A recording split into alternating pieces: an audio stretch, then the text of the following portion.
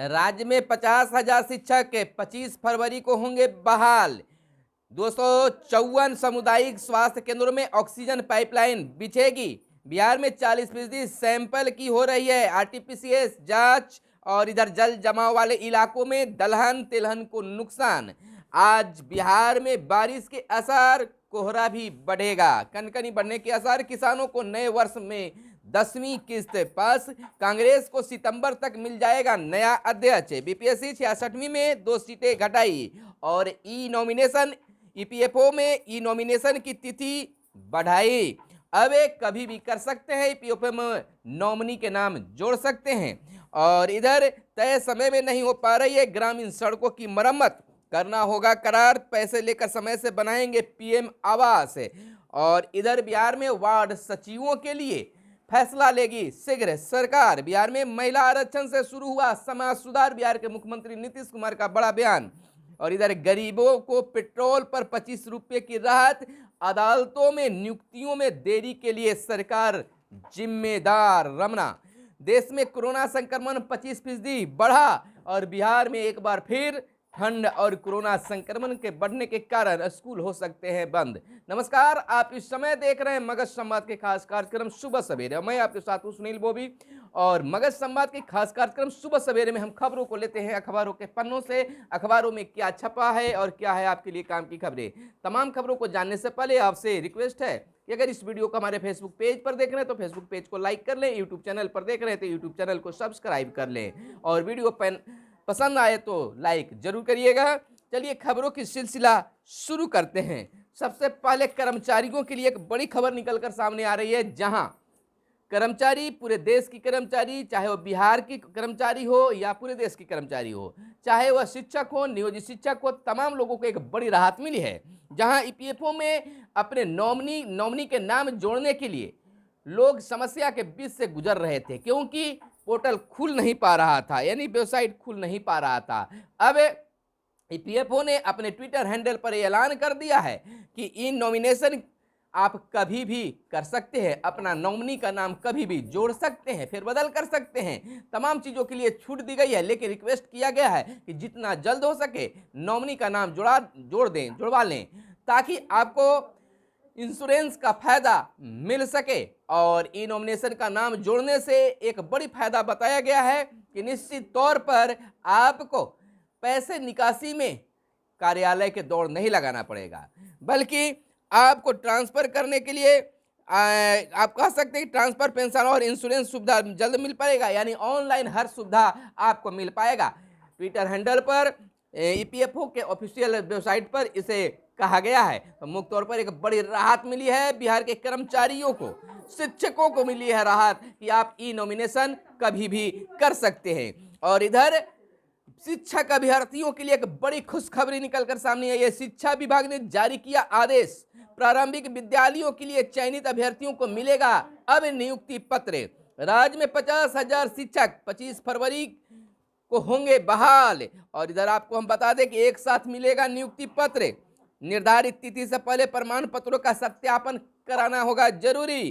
राज्य के प्रारंभिक विद्यालयों के चयनित शिक्षक अभ्यर्थियों के साथ 25 फरवरी को नियुक्ति पत्र सभी जिलों में दिया जाएगा। इसको लेकर शिक्षा विभाग ने बुधवार को सभी जिलों को आवश्यक तैयारी करने को लेकर दिशा निर्देश जारी कर दिया है।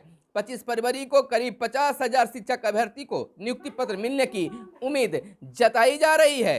आपको बता दें कि 17 से 28 जनवरी तक 1368 नियोजन इकाइयों में होगी काउंसलिंग की प्रक्रिया।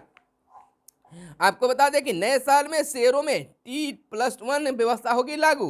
बिहार में आज भी बारिश होने के आसार, कोहरा बढ़ेगा। बोध गया में बेमौसम बारिश से 150 भेड़ों की हुई है मौत। सुबह में पिछले 24 घंटों में कई जिलों में गरज चढ़क के साथ बारिश हुई है। इससे अधिकतर तापमान कई शहरों में 16 डिग्री तक पहुंच गया है। शीतलहर जैसी परिस्थितियां बन गई है। और इधर बोधगया में बेमौसम बारिश और ओलावृष्टि के कारण भेड़ पालकों को बड़ा नुकसान झेलना पड़ा है। मंगलवार की देर शाम हुई मूसलाधार बारिश और ओलावृष्टि के कारण बोधगया थाना क्षेत्र के महुडर गांव में अलग अलग लोगों के 150 से अधिक भेड़ों की मौत हो गई है। इस घटना में 7 लाख रुपए से अधिक का नुकसान होने की बातें बताई जा रही है। और इधर हम आपको बता दें कि शीतलहर से निपटने के लिए उत्तर बिहार के अस्पतालों में तैयारी पूरी कर ली गई है। बता दें आपको कि मुजफ्फरपुर से यह खबर निकलकर सामने आ रही है कि तीसरी लहर और यह ठंड से बचने के लिए अस्पतालों में खास व्यवस्था की जा रही है। और तीसरी लहर से निपटने के लिए उत्तर बिहार के अस्पतालों में तैयारी पूरी कर ली गई है। ओमिक्रॉन से निपटने के लिए उत्तर बिहार के मेडिकल कॉलेज और सदर अस्पतालों में तैयारी लगभग पूरी हो गई है। लेकिन जैसे ही कोरोना का असर, ओमिक्रॉन का असर आता है तो व्यवस्था की पोल खुल जाती है। अब देखना यह होगा कि तीसरी लहर में अस्पताल सरकारी व्यवस्था क्या हो पाती है। JLNMCH में तैयारी पूरी, डॉक्टर और नर्स की ड्यूटी लगी।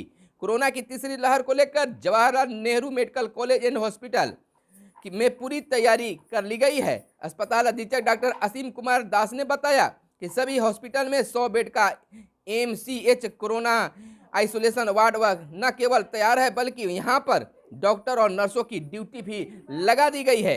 मधेपुरा मेडिकल कॉलेज में 354 बेड संक्रमितों के लिए तैयार हो गए हैं। बिहार में 40% सैंपल की हो रही है RT-PCR जांच। 254 सामुदायिक स्वास्थ्य केंद्रों में ऑक्सीजन पाइपलाइन बिछेगी। जैसा कि जानकारी मिली है कि इस बार ओमिक्रॉन में ऑक्सीजन की कमी नहीं होगी। ऑक्सीजन से यह बीमारी ज्यादा नहीं बढ़ने की बातें की जा रही है। कोरोना के नए वेरिएंट ओमिक्रॉन के खतरे को देखते हुए स्वास्थ्य केंद्रों में शुरू हुई बचाव की कवायद और BMSICL के माध्यम से ऑक्सीजन पाइपलाइन बिछाने की प्रक्रिया शुरू हो गई है। सरकार का मानना है कि ऑक्सीजन के कारण मौत न हो पाए, इसके लिए पूरी तैयारी की जा रही है। बच्चों की मृत्यु से राज्यपाल दुखी। राज्यपाल फागू चौहान ने बांका जिले के रजौन प्रखंड के राजाबार गांव में LGP सिलेंडर से आग लगने से 5 बच्चों की मृत्यु पर दुख जताया है। शराबबंदी के नाम पर हो रही है खानापूर्ति। राजद का यह बड़ा बयान है। प्रदेश राजद प्रवक्ता एजाज अहमद राज ने शराबबंदी के नाम पर खानापूर्ति किए जाने का आरोप सरकार पर लगाया है। CM का समाज सुधार अभियान ऐतिहासिक। राष्ट्रीय लोक जनशक्ति पार्टी के प्रदेश प्रवक्ता ललन कुमार चंद्रवंशी ने कहा है कि मुख्यमंत्री नीतीश कुमार के समाज सुधार अभियान ऐतिहासिक है। आज नीतीश कुमार की पहल से समाज में नशा मुक्ति का सभी वर्गों को लाभ मिल रहा है। और इधर अबर अभियंता संघ का चुनाव आज होगा। जल जमाव वाले इलाके में दलहन तिलहन का नुकसान, खेती किसानी की बात है। भूमि में नमी के कारण दलहन और तिलहन की खेती देर से शुरू हुई है। और इधर बिहार में वार्ड सचिवों के लिए अब जहां कहीं चयन करने की प्रक्रिया के मूड में प्रतिनिधि दिखने लगे हैं। हालांकि अभी तक कोई सूचना नहीं मिल पाई है कि कहीं पर वार्ड सचिवों की चयन हुआ है, लेकिन लोग मूड बना रहे हैं कि नए ढंग से वार्ड सचिवों का चयन होगा।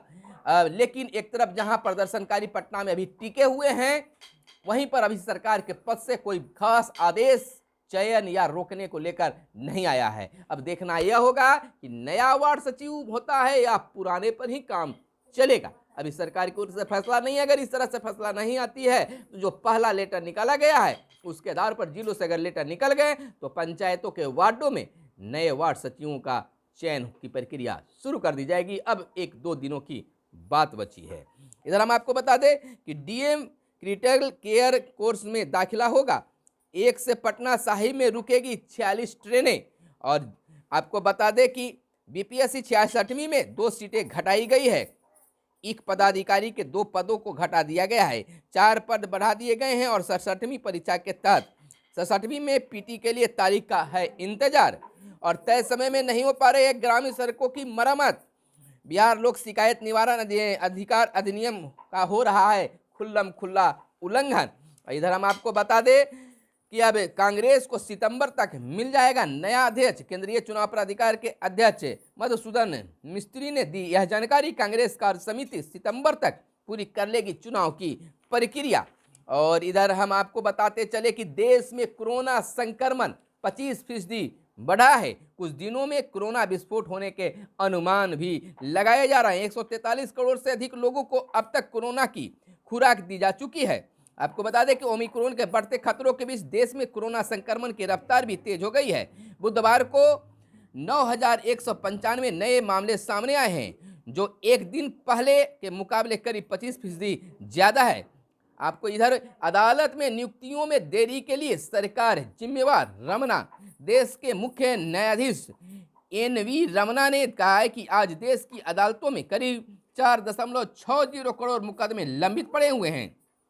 और इधर बिहार के मुख्यमंत्री समाज सुधार अभियान पर हैं। मुख्यमंत्री ने कहा है शराबबंदी के बाद राज्य में पर्यटकों की संख्या बढ़ी है।